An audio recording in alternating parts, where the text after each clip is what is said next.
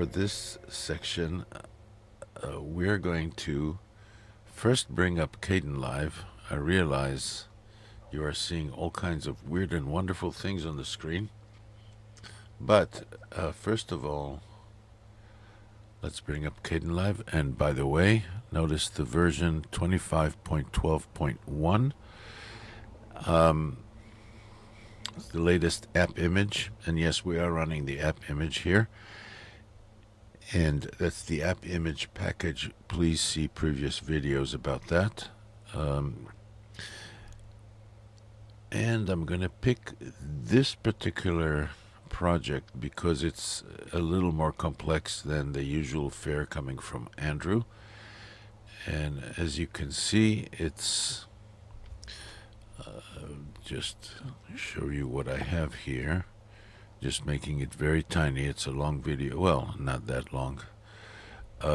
It's got multiple titles, a couple of video tracks for me speaking and creating all kinds of nonsense, and that's from my personal blog. And interestingly enough, I'm doing compositing effects applied to this track, which will affect all tracks underneath it, which is why, by the way, you have this inset window here where I didn't have to go and modify anything in here. I just used the composite effects for that.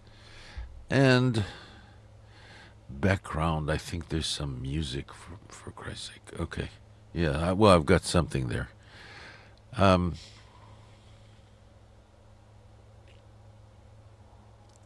right. So what I'm going to do here is I'm going to go through several items that I needed to cover in the session that we had about the GPU and Kdenlive, and some of the things I stressed seemed to me later that I yes, they needed to be stressed, but also some other consequences and some of the factors that lead into certain decisions I made needed to be mentioned, and they weren't mentioned. So this is like odds and ends and things that are actually pretty important to. And I'm not going to do it. Yes, I'm going to read some stuff, but I'm not going to do it very segmented and ritualistic and process oriented. I'm going to bring up Kdenlive, which I just did, and cover things as we go through the workflow with Kdenlive. I'm going to cover the issues that I need to cover, and for once I actually wrote some stuff down.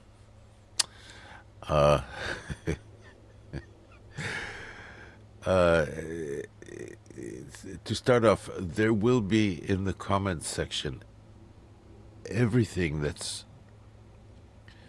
you might want to copy and paste will be in the description below the video, so you can take a quick look at it, make sure it's got everything that you need. But here goes. So there are three Google searches involved. We're talking about a couple of interesting little apps. These are the apps that have a lot to do with, in addition to the system monitor, these apps basically have a visual approach over here, which that's a utility called nvtop, which was built a long time ago, and it was focused on NVIDIA GPUs. However, in later years, slowly but surely, other GPUs crept in there, and this basically measures visually the load on the GPU. And you can see, this is showing that there's 16% basically being used. The other utility, also text-based, is the Intel GPU top program. You'll see it written down in a moment. Intel underscore GPU underscore top. And the main number from 30,000 feet, which is where I am. I'm actually probably at 90,000 feet, but don't know it. But it seems like 30,000 feet here. Okay, 37. You can see the render/3D number here, which is basically how busy is the GPU. And if you look here, you see it at 20, and I think that this has to do with what the GPU is tasked with every moment, and what the numbers are, where in the GPU, which section of the GPU, which task of the GPU are these programs actually gathering information from.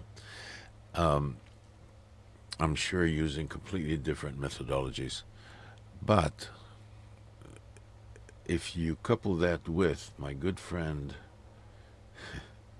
the system monitor that I love so much, let me bring it in. So if you couple the two,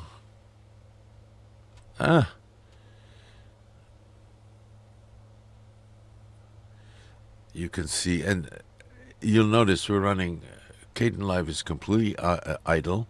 There's no webcam running. This recording I'm doing on the phone in order to lessen the load on Linux over here. But there's a good reason for why the numbers here are so low. Look at this. All the CPUs are running less than 20%. Now, when you see me do this, it's because I've got this microphone here. I've got a widescreen over here, and I have to look at something where the font is so tiny. I have to take my glasses off. That's how bad it is. Oh, my life is so difficult.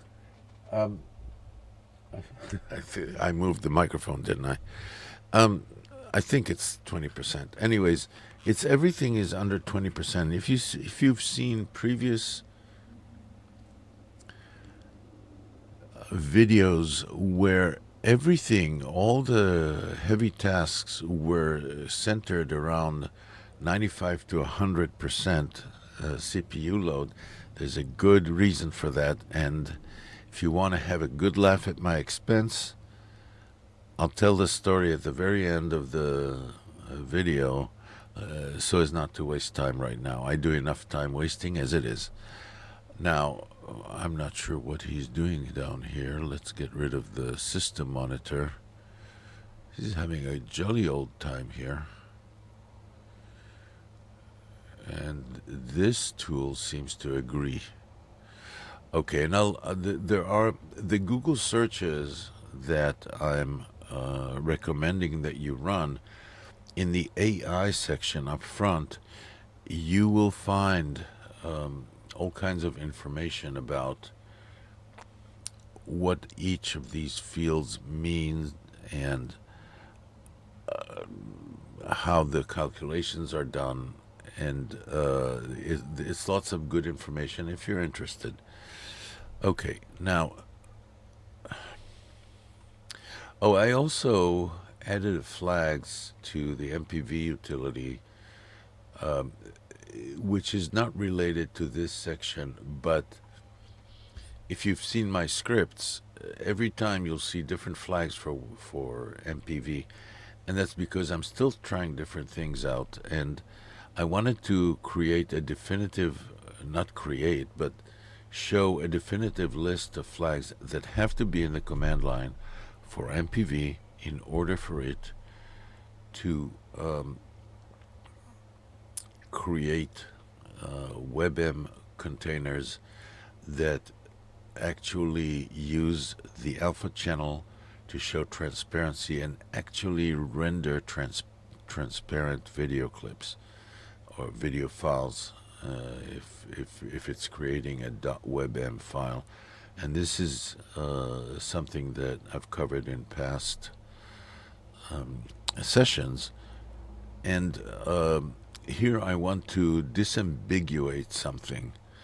I made a big deal out of, seems to me, I made a big deal in the previous GPU video, GPU and Kdenlive related video, out of, well, you can only render .mp4 files, and that was a big focus on, and I said that it doesn't make any sense for me, to me, why you would need a .webm file when you're doing video editing and all you're doing is basically taking a whole bunch of clips and doing a lot of editing and coming out with a file that you can render.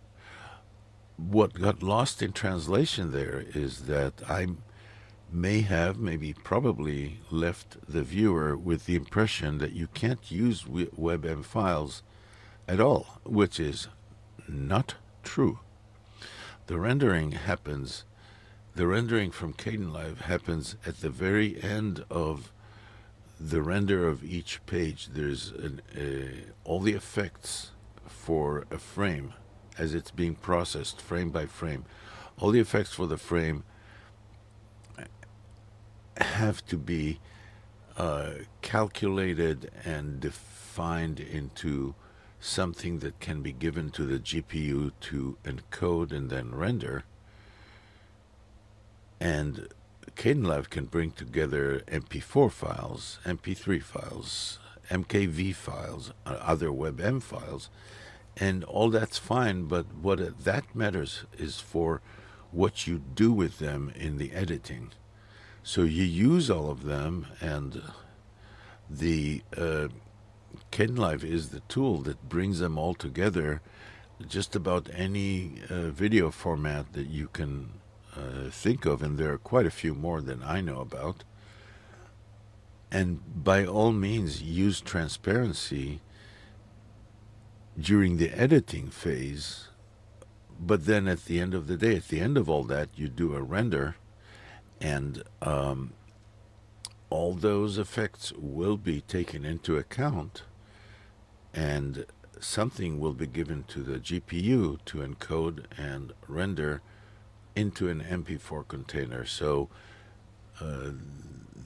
what I wanted to stress here is you will produce an MP4 file if you want to use the GPU, and there are other considerations that I went into in the previous session for GPUs in general. But on the way in, by all means, use WebM for transparency, use other formats. It's all good. Now, some things about Kdenlive. Let me get this out of the way. Just focus on this. And first things, and these are things that I neglected to mention, either because I had not noticed or because I'd looked at it and never even bothered to stop wondering what that is. If you look at the settings menu, and by that it's the settings that drive all of Kdenlive, as well as serve as the defaults for project settings. So what you will see, configure Kdenlive. All right, again, I'm going to get rid of some of the visual noise here by making this very big.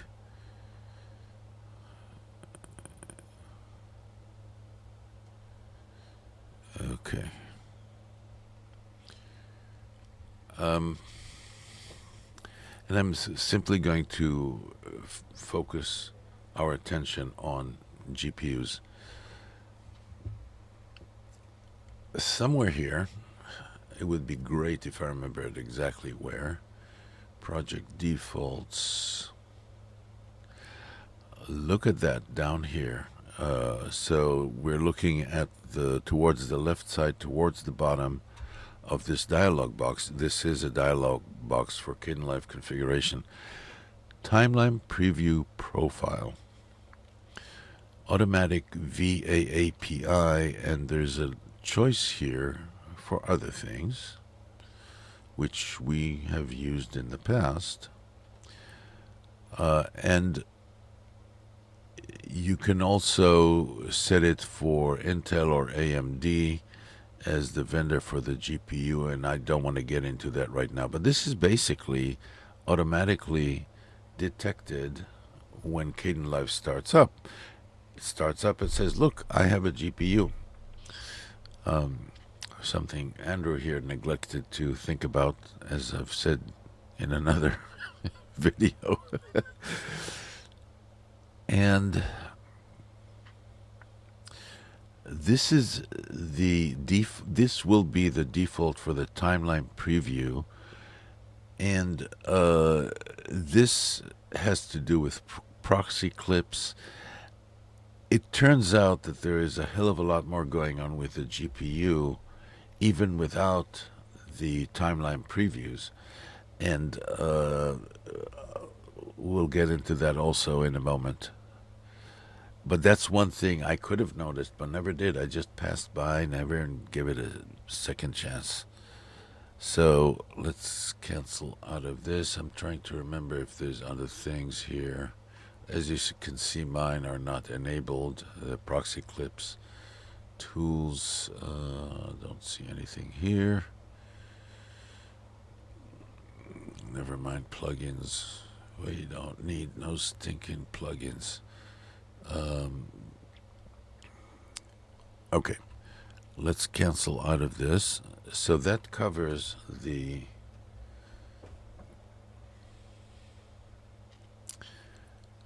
additional setting, which is initialized by default as Kdenlive comes up.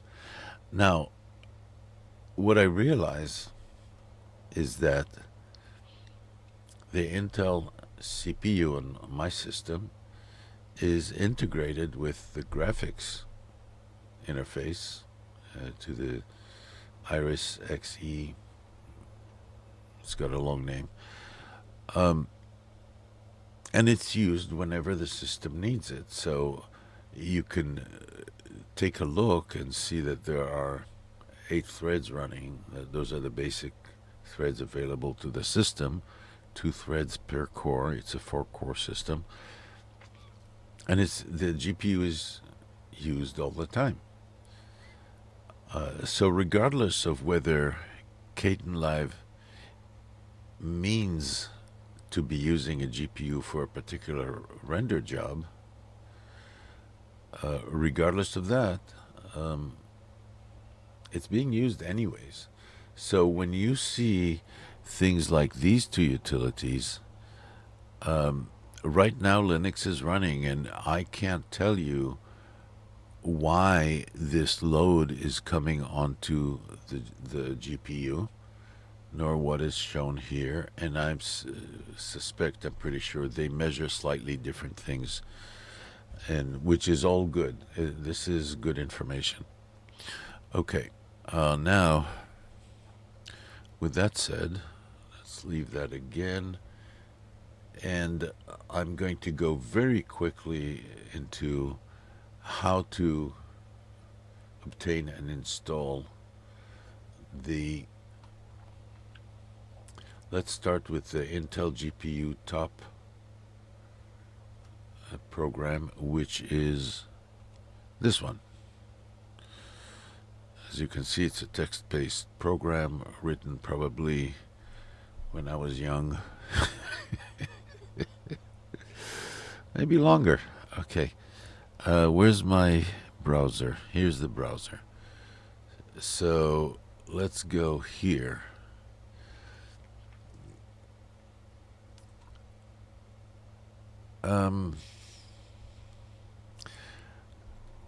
So the 3 searches that are going to be in the description below. Basically, you put in a direct question. You cannot imply anything. You basically say what you want. So in my system is Debian 12, even though I am running the Debian 13 kernel, which is one of the downloads which was optional to me, which I picked because it did improved certain things. How to download this utility. This is the utility that I'm using here for Debian 12 with Cinnamon. And as it tells you, the package is readily available.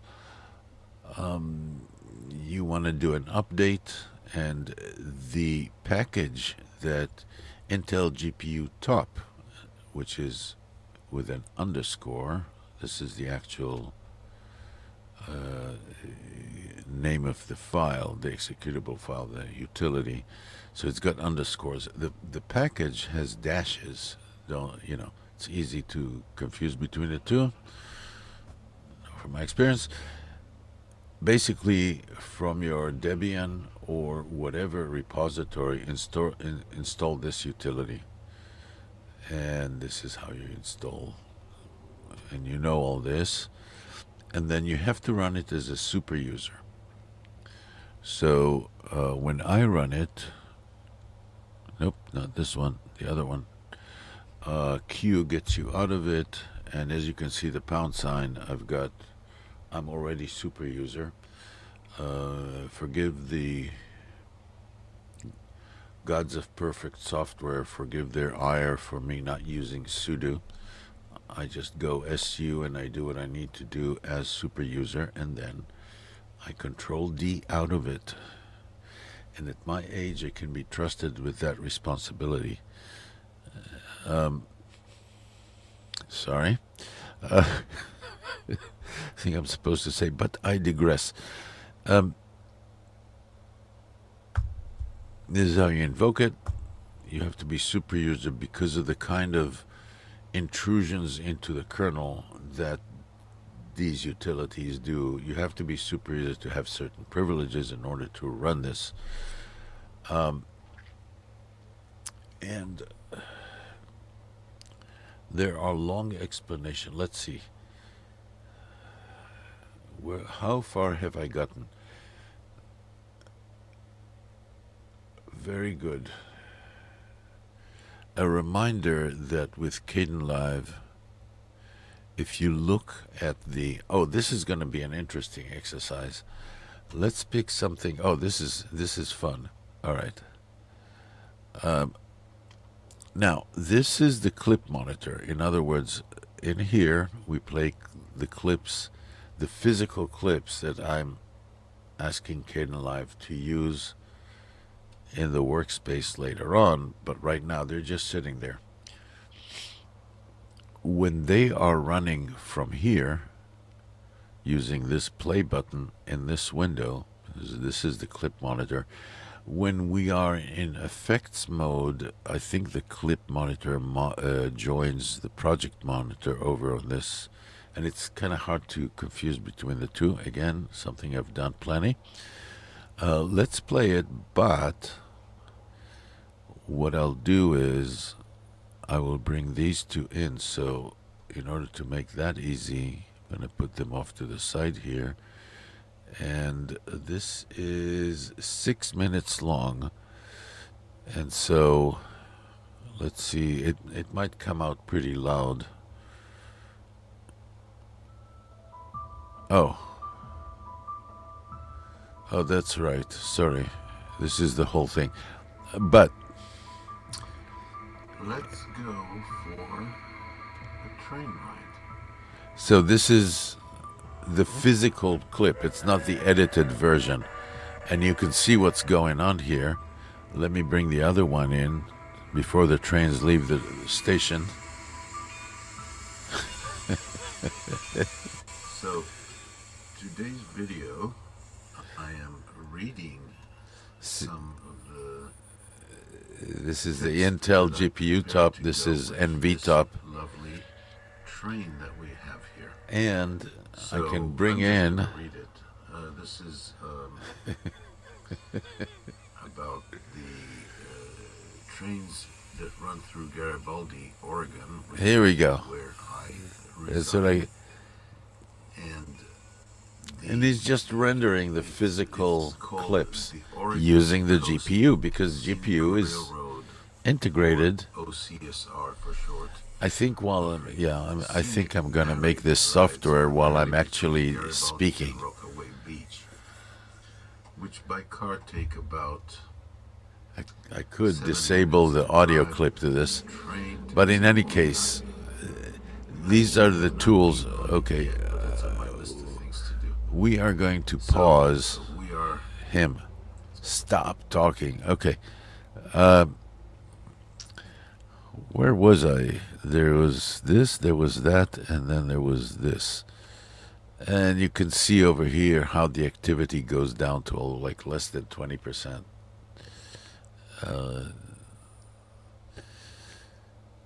I've made some changes to my system, by the way. I'll talk about it more. It's a little humorous, but it got to the point that nothing was working, and I basically threw out 80% of my old USB cables and hubs, which are generating a lot of noise for the computer, which is the reason why a lot of things happen that shouldn't have, but it is humming along right now. And I'm very satisfied with this level of activity that I see here. It tells me things are fairly decent and clean in the system. So for the next thing,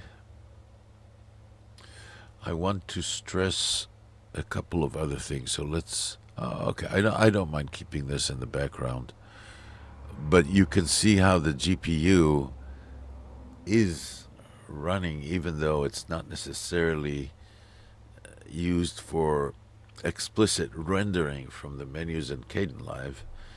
It could be just you running Netflix or whatever. And I've checked, I mean, it uses the GPU for Netflix as well as other movies, other providers. Now, to stress some of the points that were brought up in previous videos, I strongly recommend that the static version of ffmpeg, static version meaning statically built with all the libraries included in the executable, in order to avoid the risk of a mismatch. And those mismatches are mostly silent. And if they're not silent, they fail and you have no idea why. Or they caught because ffmpeg is used by so many utilities in Linux, you wouldn't even know where to look at ffmpeg, and it's a huge cause for wasting time. So strongly recommend do that. Also, Kdenlive using the AppImage package rather than the what's available on your favorite providers' source repositories.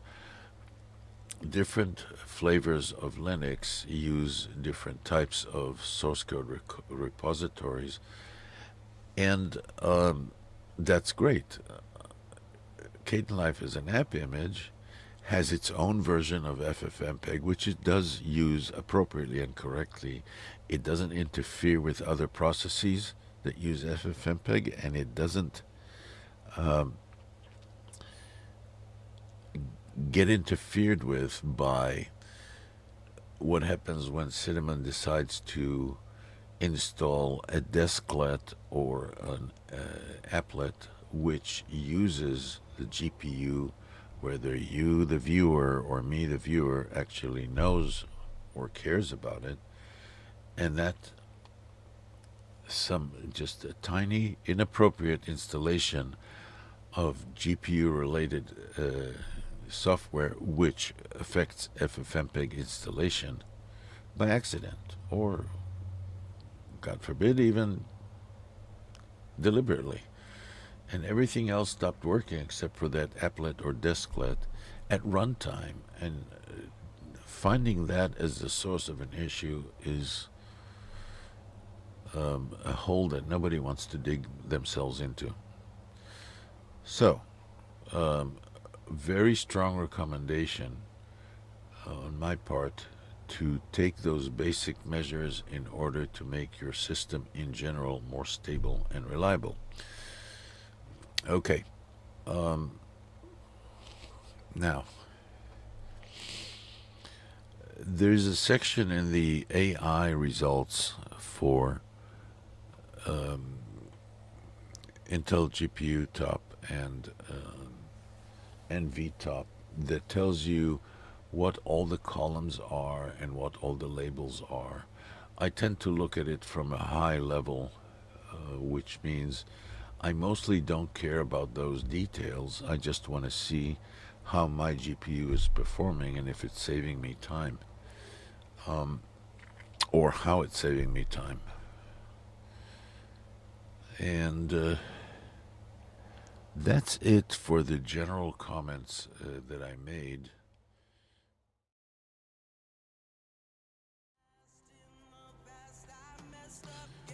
Okay, so this is a story about blind spots.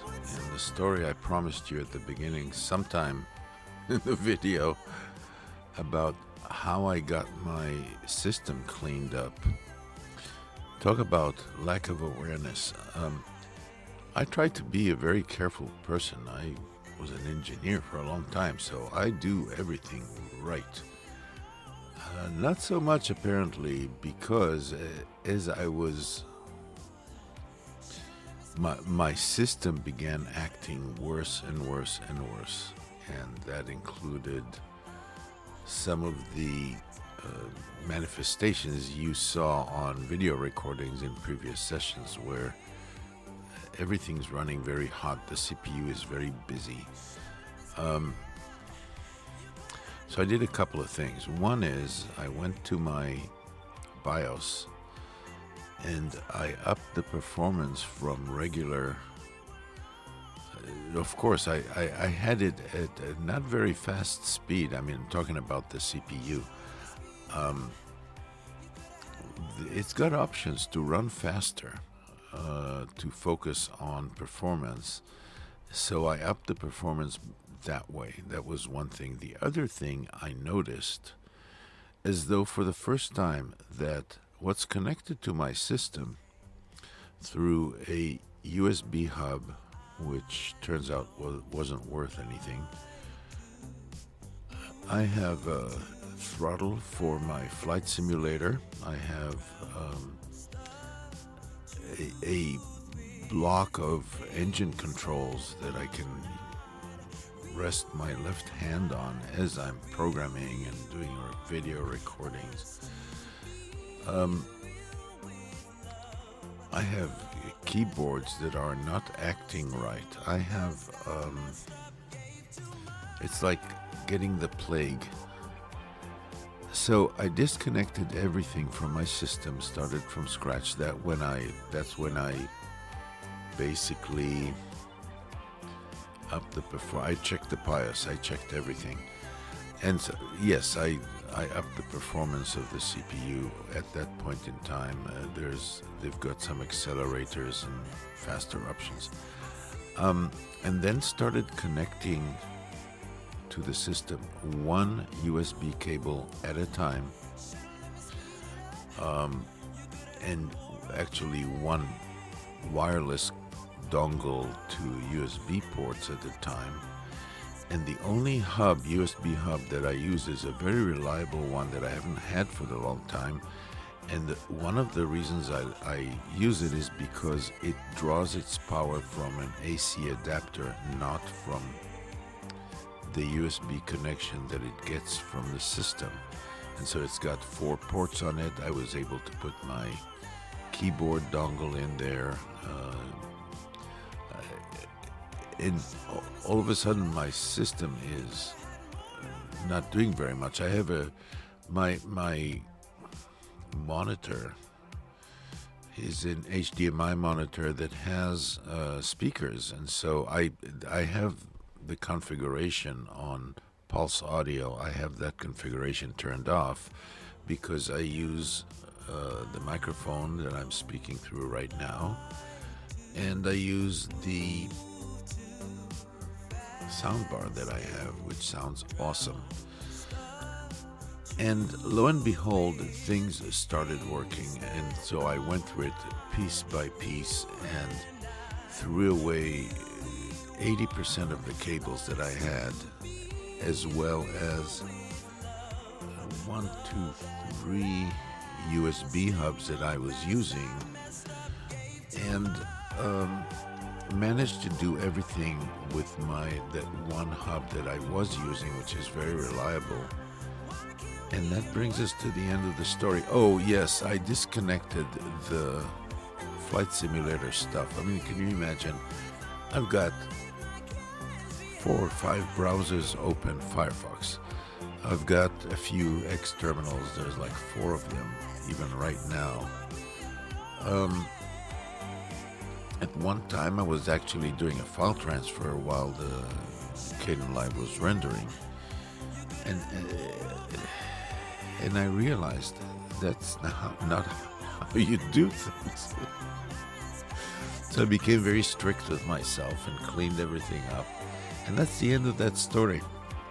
In any case, I hope you had a good laugh. I mean, I pretty much told you all the essentials for the story during the video. Of course, you have to go searching for it to find it. Good luck.